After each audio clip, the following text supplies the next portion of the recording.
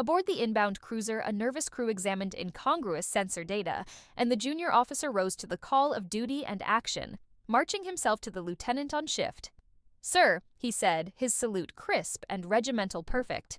"We have an anomaly off of the port side bow, 19,000 kilometers away, slowly on approach." The lieutenant, 8 years in the captain's chair during the off hours of what passed for the night shift aboard the cruiser, raised his uppermost eyebrows in concern.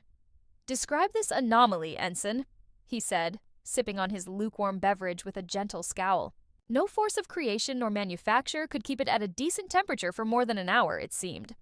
"Sir," the ensign replied, presenting a slim data-filled pad, offering it to the lieutenant. "It's a human-made ship, scaled for an interstellar convoy, likely to serve as a troop carrier." At that phrase, the lieutenant's scales bristled, his anger reflex rising quickly.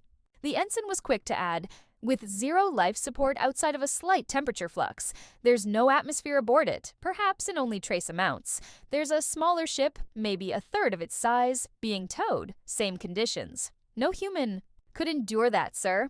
The lieutenant, seemingly unconvinced, then opened up a blue-bound folder kept by the captain's throne-like chair, rifling through it until he arrived at the 95-page section for human concerns. Several references had pieces of paper adhered to them with varying degrees of urgency in their notation.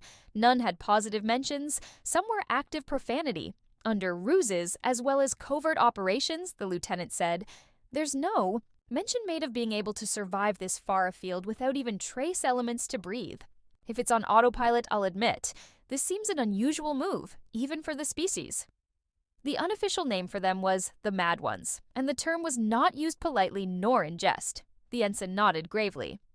"The temperature flux," he continued, "it's centered around the drive systems, near the fuel intakes. A very crude way to maneuver their ships without an active guidance protocol involved. Our scanners wouldn't notice it before it would be upon us." There was a pause, almost in insolence. Then the word appeared, "Sir." To this the lieutenant smiled. An ensign who was creative, and against the much worrisome humans who had a never-ending well of horrors at their disposal, always masked as idiocy, friendliness, or even weakness. This was none of those. It was a clever plot now thwarted. "Ensign," he said with pride, "alert the boarding team on shift to ready themselves for action. Full-phase rifles, close-quarter melee equipment for all, and bring out 6 of the heavy movers, if you please."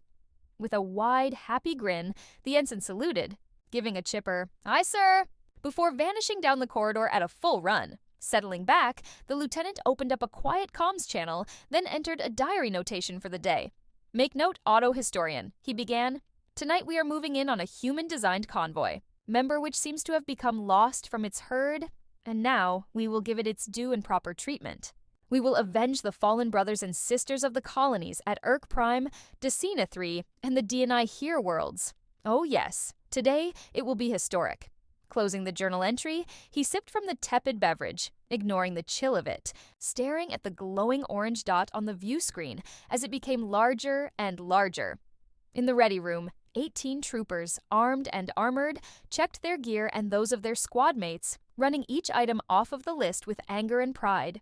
A cocktail known to all who soldier, regardless of which sun it is under, it seems. "Sergeant," the ensign said, addressing the squad leader, "are you ready for the glorious call to action?" To this the sergeant, 21 years of blood and mud staining her soul, did not verbally respond, only racked the action on her phased ion rifle, eyes cold and dead. She'd met the humans on the battlefield twice, losing an arm the first time, 6 ribs on the second encounter, both instances resulting in biomechanical replacements, much to her shame. She sneered, revealing her iron-colored teeth, each engraved, with a portion of a human-centric slur suggesting death by the consumption of their own excreta. Her personnel file indicated she was exceedingly effective in conflict resolution. She routinely failed all efforts in learning how to negotiate. Just a quick reminder before we get started, only 4% of my viewers have subscribed to the channel so far. If you enjoy the content, I'd really appreciate it if you could take a moment to hit that subscribe button and support the channel. Thank you so much. Now continue amazing story. Slamming her synthetic hand on the shoulder pads of one of the heavy movers, the operator inside of it rose to their full 3-meter height, extending their arms wide, all 4 of them, each bristling with a sharp-edged implement of conflict. resolution, or the muzzle of a peace treaty's pen. Who walks this world? The call and response was immediate and loud. The gods move through us. Who is the will of the Empire? The gods guide us. Who are we defending? The gods chosen. She grinned and shared her thoughts with her teeth, the action mirrored by the other trained monsters eager to be released. What makes the stars die? We do, we do, we do. With a cheer, they grinned, shrieking their hormones into overdrive, the ensign almost bursting with pride at seeing the demonic forces now at his command. There was a clarion call, a gentle beeping, and an orange light turned blue, and the doors opened. A nightmare followed. What left the doors to board the human? Ship were 18 highly trained, motivated, and skilled killers, veterans, one and all, and what came back was coated in blood, pale, and beyond thought. A month later, the ship was found, no life signs aboard it, only a temperature flux by the drive system. The recovery team was led by a captain enjoying their retirement, working for a salvage operation, answering an automated distress call from one of the Empire's own fleet, a battle cruiser with a crew of 1329, populated only by stains and memories. An ensign, no relation, looked up from their data recovery module, frowning heavily. "Sir," she said, "there's nothing in the bioscanner. Approximately 8 days ago, the ship's population went from full to 0. It seems to have happened within a couple of minutes." Her tone was concerned, baffled, afraid. The captain, an exile from the front line where he made a choice to retreat from a human advance and absorb the shame of early retirement, paused before he gave a new order. "Evacuate this ship immediately." He said, "Eject our transferred fuel and life support. Cut the tethers by hand, damn you." As he turned, he felt it, then he saw it. It was 2 meters tall, pale, and smiling. The face it had was coated in layers of old and dried blood, save for a ring around the mouth and a smudge cleared from the eyes. His own blood ran cold as he recognized the form. A human. He pointed, and the gun in his hand was held in place as the creature advanced, closing its hands over his, moving the gun to press against its heart, still smiling. "Go ahead, Captain," it said, the softness of its voice the only thing gentle about it. That grip was like steel. "I'll allow you to pull the trigger just the once, so we can talk." The creature's smile grew a little. The gun sang a high, reedy tune, and an ionized cloud of titanium ejected through it, passed through the creature's torso, and through a hemispherical blob of tar-like goo on the wall behind it. And the creature did not move at all. "Now that we have that out of our system," it said, then removed the gun from the discussion, crumbling the steel frame of it with no resistance offered. The captain closed his eyes, then spoke to the creature. "Spare my crew. Make an example of me, of course, as you wish. Spare their lives." The creature's expression was almost kind, the smile changing to a more friendly variant. "They seem to be lovely people," it said, "and are not carrying weapons. If our understanding of your policies is accurate, that was the only permitted weapon aboard your ship." To this the captain nodded, baffled. The creature continued. "A little over 5 weeks ago," it said, "there was a ship, the Prince's Pride, a cruiser, part of the 3rd Vanguard Fleet. It struck a merchant vessel, crippling it. That ship had my family aboard it." The captain, his expression troubled, tried to speak, only hushed by the creature raising a hand to silence him gently. "Yes, I know, and I appreciate the sentiment. Thank you." It paused, then it continued. "We approached a friendly vessel, one from Earth's colony on Mars, and brokered a new deal, and were able to move aboard it." It sighed. "Then it was boarded by this ship's armed contingent. We made short work of them." There was a pause. "Then we finished what we started." The captain, his face a scowl, shook his head. "You butchered them," he said, the tone an accusation. To this, the creature nodded. "That we did. We went through quickly, with no suffering when possible, and made sure to keep them away from the valuables. We plan to leave this ship in excellent condition. It will be the first of a great many like it." Then the creature smiled, showing those horrific teeth like nothing the captain had seen before in his encounters with the humans. "You want to make a deal?" the captain said. To this, the creature nodded. "Absolutely, yes. You take the ships, we take the crews. You'll keep the profits, and you don't ask questions. How much is the retail value on a fully functioned ship of the line, Captain? Our estimate puts it at 7.3 billion, adjusted for depreciation. It paused. It will require extensive cleaning, although we will work to avoid that in the future. It smiled a little more gently. The captain, without pause, said, "We get the ship, ideally to sell it. You get the crew? Why do you want the crew?" The creature smirked, then tapped him on the nose with a long, tapering finger, the hardness of it like steel. "That's a question, Captain, and not part of the arrangement." The captain gave this a moment of contemplation. "Where can we sell it?" The creature gestured in a broad fashion. "The D&I buy anything from the Empire," it said. "As would the Vrock if you lowered your standards. That's about 950 ports of call where you can make the sale of this ship for scrap alone, not counting arms merchant fleets." It smiled again, showing those teeth. The captain shivered. "We'll take this ship," the captain said. "And I'll pitch the deal to the crew. If there's a dissenting vote, our policy is to politely yet firmly tell you no. That's ancient custom, not just law." The creature nodded. "On our world, there's a similar tradition, so we respect that. We're deeply traditional people." The captain extended his hand in a human greeting, and means of sealing a deal even informally, and the creature placed its larger, colder hand around his, squeezing it softly. "A deal is struck," it said. "A pleasure, Captain. When we call you, be ready. There's more business to attend." It walked way, and it passed through a bulkhead, vanishing like smoke, and the captain stared. At his side, the ensign handed him a pad, the text highlighting a frozen frame. "Captain," the ensign said, her voice wavering, "that is not a human." To this, the captain nodded solemnly. "No, ensign, it is most assuredly not a human." He slumped into a chair, ignoring the wet lump already occupying it, then examined the data on the pad. "The automated system? That's what killed us. When a ship is docked, we send a signal, and the signal is always the same. 'Welcome aboard.' The creatures laughed when they told us we let them aboard our ship, and that they were all so very much hungry." Staring at the bulkhead, the captain saw the dozens of creatures moving through it, their bodies with the texture of smoke, insubstantial yet coated in blood, their pale forms diluted by dint of being nearly transparent. The last one to move stopped short, looking into the captain's eyes. "I just remembered," it said. "I want you to rename this ship. It'd be traditional, and we're such nostalgic types. Call it the Demeter." It was laughing when it walked through to the ship being towed, and a few moments later, it was nothing, except an orange dot vanishing into the distant lights. Start next. Amazing next story. Neither of the agents spoke, staring straight ahead as the starport became first a dot, then a hemisphere, and finally a horizon-spanning reality, drenched in rumors and whispers. "You're not going to tell me what this is all about, are you?" the man in the back said, his tone indifferent. A dozen arrests in 5 provinces and across 3 borders told him that there was, at the bitter end of it, nothing to be done to him that was permitted under the unified treatment of prisoners.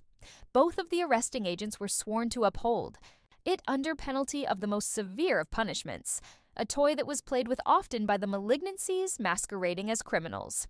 Without turning to face him, the younger of the two, the woman spoke.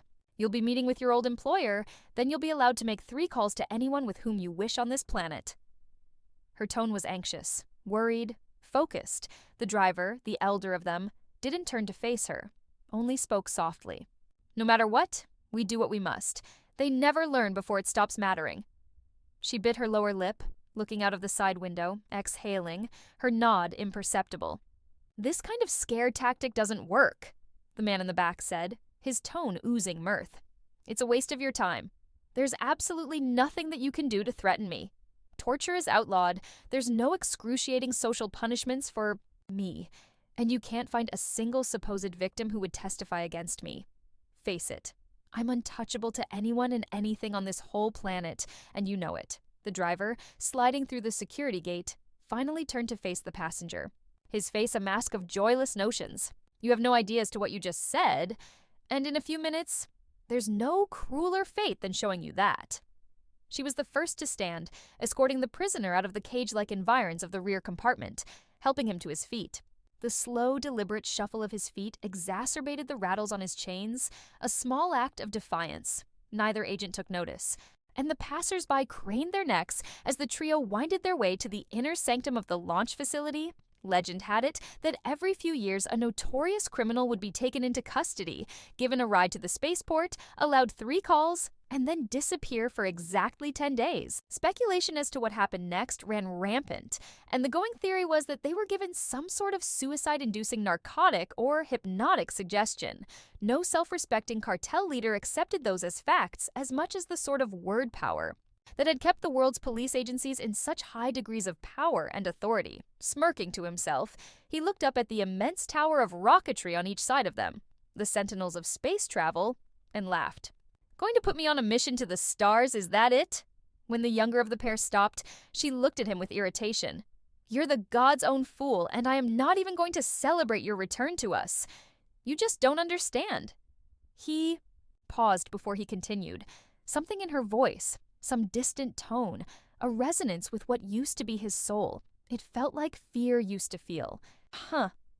The shuffling steps continued, the jangle of the chains subdued, his mind on that strange tone, eyes seeing none of the details as they went from the outside world and into the depths of the machines that ran the spaceport, arriving at a thick, heavy door the size of a decent farmhouse. Standing guard in front of it were 2 recruits from the local military camp, their ages somewhere in the late teens, all anxiety and skin disorders, saluting sloppily the 2 agents, both of whom replied in kind, albeit more professionally. "One to be given the show of shows, lads," the elder said, his tone warm and paternal. Both of the recruits snapped to full attention, and this time they did not salute the agents. They aimed their focus on the prisoner, who glared at them. Frowning, he spoke. "This some kind of joke, dragging me out here to see 2 pimple farmers? Playing dress-up, is it?" Both of the recruits then smiled widely, their joy growing rapidly. "Can we take a picture with him, sir?" The senior of the 2 recruits said, gesturing with their photo-capable device affixed to their lapel. The soft nod was assurance enough, and the permission was gratefully received.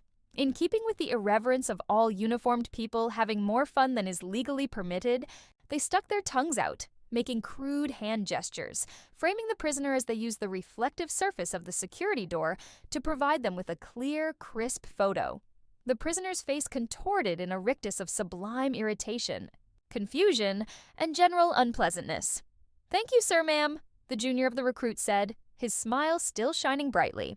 As the door opened, the prisoner looked back, and both of the recruits were waving bye-bye, as they would to a small child, blowing him kisses as they laughed and laughed and laughed. The agents walked, their prisoner stumbling, suddenly a lot less focused. Their trip was short, ending with a simple, unassuming chair, a set of shackles, and a terminal with a screen in power saver mode, a bouncing sphere displayed, moving from edge to edge silently. "This is where you're going to make your calls," the elder agent said. "That telecom suite connects to every network on the planet, plus the orbital platforms. Any person alive within line of sight to a comms net, you can reach them. You'll have 1 minute per call, then it will cut automatically." He paused. "There is no force in the cosmos which can give you another second for those calls. Make them worth your efforts." There was a soft, angry clicking sound as his shackles were latched to his wrists and ankles, although he had room enough to make it a marked dignity bucket. Next to it, sealed in a bundle, were stacks of military rations, all with the ingredients, carefully labeled in the primary languages of the planet. "We will be back in 3 hours, the younger agent said. "The telecom suite will stop working, and the following 9 days, 21 hours, will be all yours. We'll uncuff you, allow you to roam the room." All across the room, written on the walls in simple, inelegant scripts, were layers of messages. "Nobody believes you." "Don't call home." "They don't understand." "I've seen hell." "You are a fool." As were we all. As he finished reading the last line, the door clicked shut and the room was a darker place, the screen activating and revealing a series of dialing instructions. Anyone who had used a public terminal would be aware of the processes involved, yet the screen provided the walkthrough needed, as if they had never been encountered.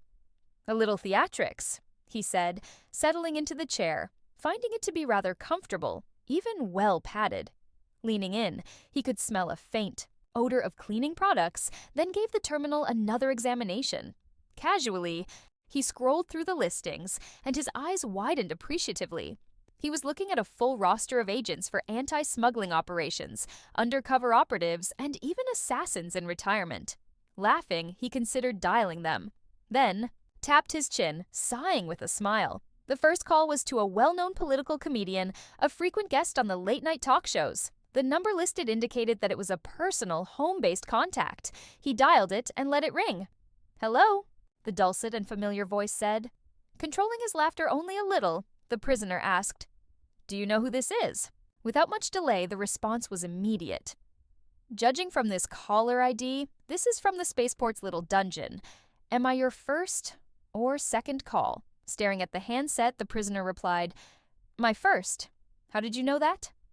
The laugh, which came out of the other end, was chilling. A cold, hateful mockery from a joyful celebrant of life. "Oh, you're in for a real treat. If you can still work the dial, I'd love for you to call me tomorrow. And I'd like to add, whatever it is.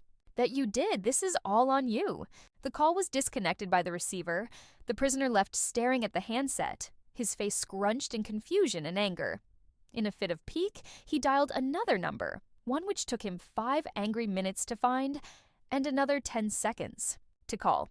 Answering on the 5th ring, the woman who picked up was all smiles in her tone. "A sweet day filled with glory to you," she said, her voice a sing-song thing of peace.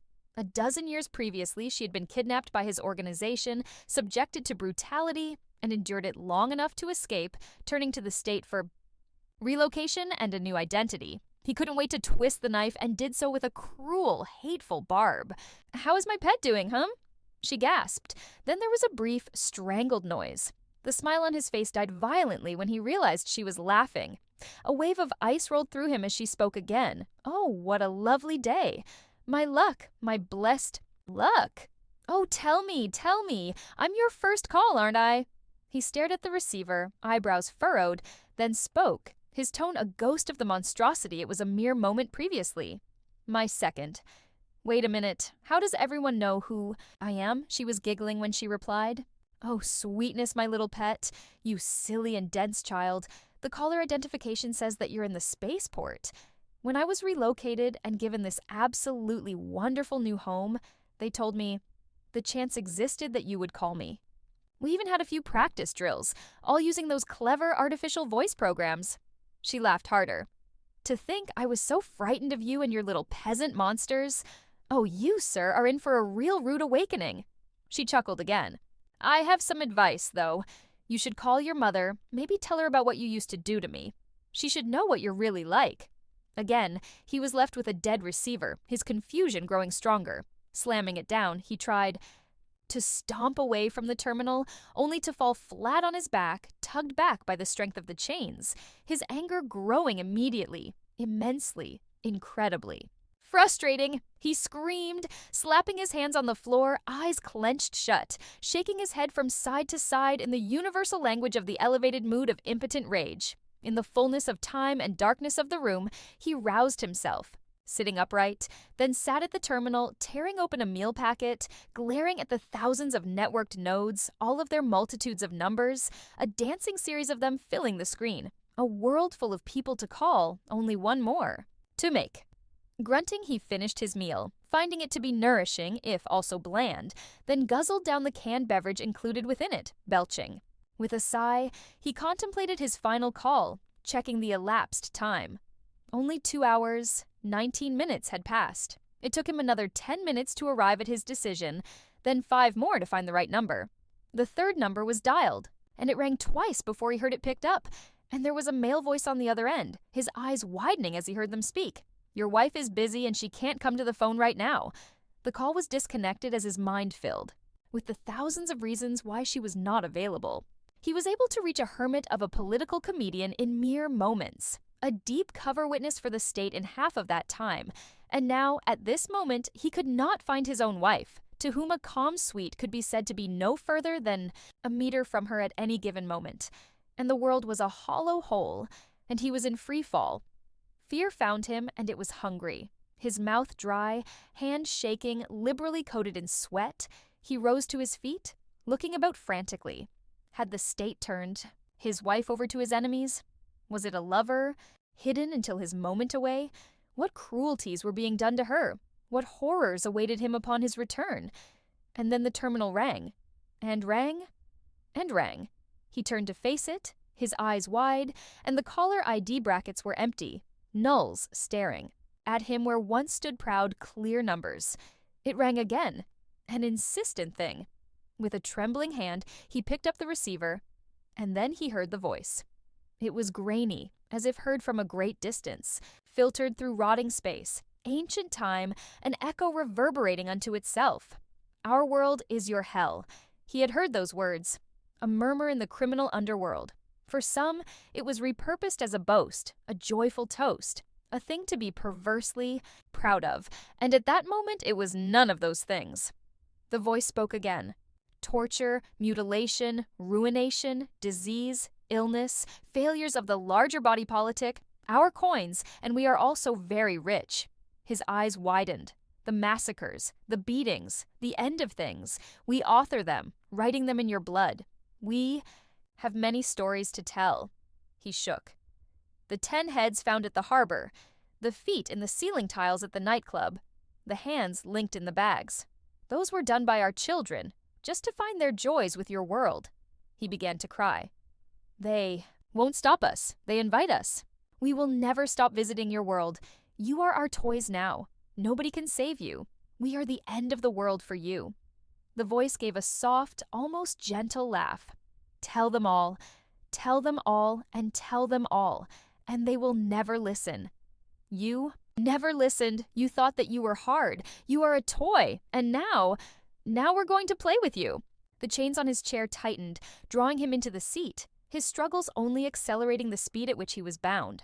On the screen flashed images, videos overlaying each other, showing him horrors that existed only in legends and lore. He saw the massacres, the bodies in heaps, contorted limbs flailing as death spasms overtook them, blood pouring down staircases, eyes staring at him from across the void, mouths in permanent silent shrieks. More and more, his eyes forcing themselves to stay open, to endure it, his heart a bird trying to eject itself through his ribs. For what felt like eternity, he was witness to the darkness, each horror accompanied by the ancient voice in his ear, powerless to look away, frozen in a moment stretched to the ends of time itself.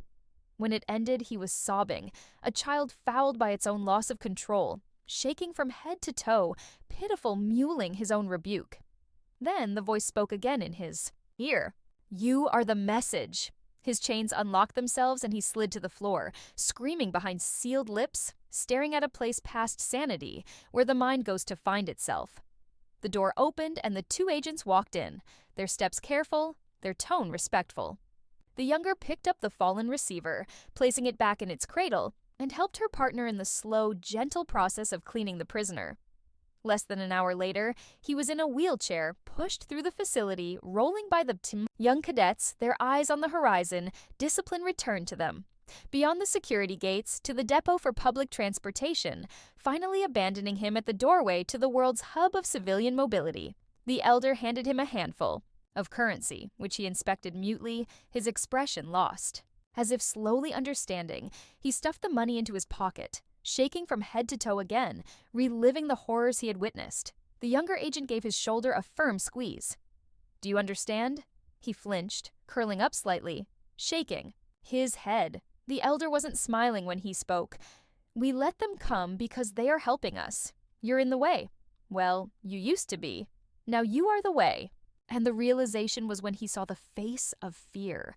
If it was simply experiencing hunger before, now it was aware of its ravenous needs. They walked away, and a minute later, he began to scream, announcing his name, renouncing his crimes, begging. To be arrested, finding none would accept him. Despite whatever he shrieked, however, he pleaded. His punishment was just starting. Overhead, a star, a pale blue dot dangling on a string of starlight, and a phone began to ring. Start next amazing story. Is he dead? A small voice asked. I don't know, he looks kinda dead. Should we tell someone? A smaller one responded. Mark was very much not dead. His garden was weeded, his lawn was cut, and when he took to his hammock, the only clouds in the sky were the ones that looked like undyed cotton candy lazily inching their way across the atmosphere. It was the perfect day for enjoying, and he had intended on doing just that. So he formulated a plan of attack. It wasn't a good one, mind you, but it was all he could muster, having already shut off his brain in anticipation of some well-earned relaxation. He would keep his eyes closed, not engage, and hope that the troublemakers got bored and wandered away. But as any seasoned veteran will tell you, no plan survives contact with the enemy. And in this case, contact quickly came in the form of a thin stick gently poking him in the ribs. What? He grumbled, though it was more of a statement than a question. "Oh, we thought you might be dead. We're glad you're not," the first voice responded. "No, I mean, what do you want?" Mark refused to look at these interlopers secretly, hoping that his lack of enthusiasm would dissuade them from carrying on with whatever scheme they were brewing. The brief silence that followed gave him a faint glimmer of hope. Maybe his ploy had worked, and the youngsters retreated to find someone or something that exuded more life than he. "Guns." A third, unfamiliar voice spoke up, quickly dashing. "Any expectations of an undisturbed afternoon?" Mark opened one of his eyes to the usual suspects. The avian Sash stood next to, and about a head over a reptilian Griff. He would soon outgrow her, but right now she had the advantage of age, and was therefore the de facto leader of the pair. His sight then fell on who had the unfamiliar air. Smaller than either of the other children, it looked as though some madcap geneticist slammed a wombat headfirst into a meerkat and threw on some rabbit ears for good measure. "And you are?" He wasn't going to entertain the demand for an arsenal until at least he knew who he was dealing with. "I'm Alme," the womcat declared proudly. "Of course you are." "Well, Alme, what makes you think I have guns?" "Papa says humans like guns, and you're a human, so you like guns, and if you like guns, you have guns," the little creature rambled. Absolutely impeccable reasoning, Mark thought to himself. Not that she was wrong, though. He did have guns. Lots of guns. But not for the reason that she had thought. Right answer? Wrong formula. He drew his wrist in front of his open eye. Right. And what do 3 delinquents need with guns at 15:30? On a Sunday? He was hoping one of the other 2 would answer his question, lest he have to pull mental gymnastics through another flawed logic train, and much to his relief, it was Sash who answered him. "Salvor's coming back. He was in town a while ago, and Mr. Mayhew paid him." He did. But Salvor said something about inflation, so he needed more. But Mr. Mayhew said we can't afford it, that it would break the town. So Salvor said he would be back, and if we didn't pay him what he wanted, he was going to burn Agella's farm, and then another farm, and another, until we realized he was serious and paid him. Mark drew in a long breath. So long that if one were standing next to him, it would not be unreasonable to assume his lungs held 3 or 4 times their actual capacity. "Fuck." "Hey," Ome squeaked. "You said a bad word?" Griff gave the little one a soft punch in the arm. "He's allowed to." "He's an adult." Mark opened his other eye and stared down Sash. "How many?" "Well, he said he was coming back with 100, but I think he's just being boastful." "Mm-hmm." Mark responded non-committally as he swung his legs over the side of the hammock. Pulling himself, with some difficulty, from the comfortable cotton fabric, he motioned for the trio to follow him. The group made their way across Mark's property to what could only be described as an oversized shed that adorned the edge of his land. He placed his hand on a small pad, and the door hissed before slowly rolling itself open. Mark flipped a small switch, and light slowly rolled over the contents of the building. Griff smiled. Sash stared in disbelief, and Almi squealed with delight. Inside was a veritable armory. Racks upon racks adorned every spare space, holding every type of firearm imaginable. Mark clapped his hands together. "All right, guns. Gotta ask, though, why on earth did they send you 3? "Nobody sent us," Sash scoffed. "Everyone is too afraid to stand against Salvor. I was sick of it, so I got some of my friends together. Most of them were cowards and didn't want to antagonize Salvor, but Ami and Griff agreed with me. Plus, Mr. Mayhew will probably be a little more generous with his soda fountain," Griff added. Mark sighed. "Fuck. You really like that word." Ami chimed, earning her another almost soft shot to the arm. "Just stay here a second," Mark said, making his way further into the shed and disappearing behind one of the racks. "And don't touch anything." Not that his addendum was necessary. The 3 children were caught in a trance, just staring into the room, all ears listening to the sound of rummaging taking place behind one of the shelves.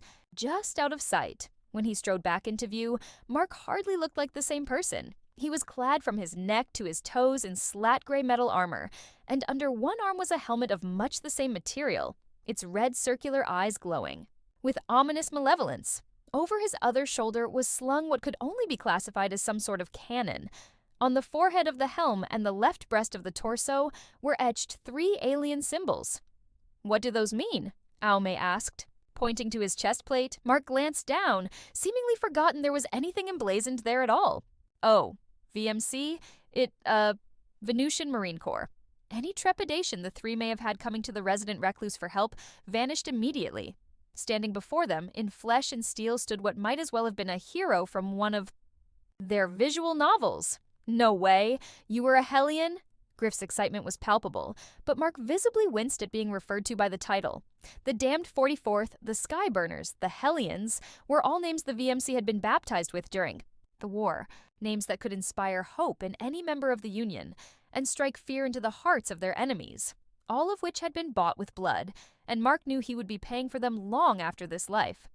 But he didn't hold it against. The children, they hardly knew any better. To them he was a champion, not a butcher, and he would much rather it stay that way. So, which ones do we get? Griff pressed on as he grabbed a submachine gun from a nearby rack, poorly looking down its sights. Mark deftly marched over to the small lizard and firmly wrenched the gun from his grasp. "None of them. What is about to happen is no place for children." All 3 of the small creatures looked at him with disappointment, and he decided to meet them halfway. "Look, I'll make sure Mr. Mayhew drowns you in all the root beer you can drink. Besides, I got a job for you." Once again, Mark motioned for the trio to follow, and he led them to a small console of screens, each one parsing out lines in the same illegible symbols as those on his armor. "This one here," he said as he pointed to the most boring of the lot. It was a simple green line moving from left to right across the glass, tracing small hills and little valleys in a rather rhythmic pattern. "If this line goes flat, I need you to press this button," he said, pointing to a large blue button. "You understand?" "Yes," the trio answered in unison, but Mark was not convinced. "Look, this is important. You can't press the button unless that line goes flat. But if it does, I need you to press it, okay?" This time he was met with 3 very emphatic nods, and he supposed that this would be the best that he got, so he left them to it and made his way to the town. This left the 3 staring at the monitor, though they quickly decided that 3 sets of eyes weren't strictly necessary, and Griff drew the short straw. Ome and Sash went to the entrance to get some fresh air in the cool summer breeze rolling over the country. Sheesh, why didn't we come to him sooner? I bet this would never been a problem in the first place, Ome stated with certainty. "Well," Sash began, "around town Mr. Mark is known as sort of a sourpuss." Ome looked to the older girl. "Well, I think he's nice, even if he likes to use bad words." "Oh, great," Sash said. "What?" She just pointed toward the town. A cloud of dust was slowly making its way through the outskirts. "Trouble." The pair watched as the cloud slowed as it neared the town center, before coming to a halt just outside where the hall should be. The silence that lingered left them looking at a village that appeared much as it had before, but both knew in their hearts it likely would never be the same after today. Ome's face broke with a devious grin. "Oh, I bet Mr. Mark is down. They're giving them what for?" She was interrupted by the all-too-familiar sound of a spattering of small arms fire coming from somewhere in the town below.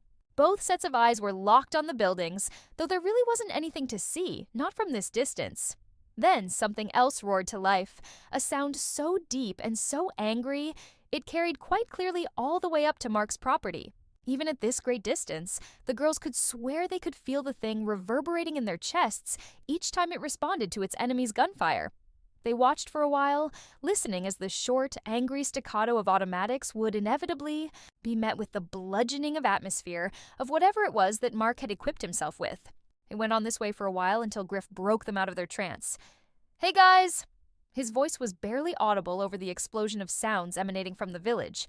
"Is it supposed to be doing this?" Sash and Aume both dashed back into the shed to find Griff by the console, worry plastered all over his face. Griff pointed to the screen. The line had become erratic, no longer tracing the perfectly peaked mountains and canyons. There was a palpable tremor in his voice. As he asked his question, Do we press it?" "No," Sash replied. "He said only to press it if it went flat. It's not there yet." As the line's depth and height diminished, the sounds of small arms became more and more sporadic, and even the sound of the skyhammer became less frequent. 3 sets of eyes were glued to the oh-so-boring monitor, watching as the little hills became squatter, the valleys shallower, and then it happened. The line went flat. The button was pressed, and somewhere in the void, an unassuming cargo hauler dropped its FTL and changed course. Thanks for diving into this story with me. Don't miss out on the next one. Hit that subscribe button, give this video a big thumbs up, and drop a comment below with your thoughts. I'd love to hear what you think.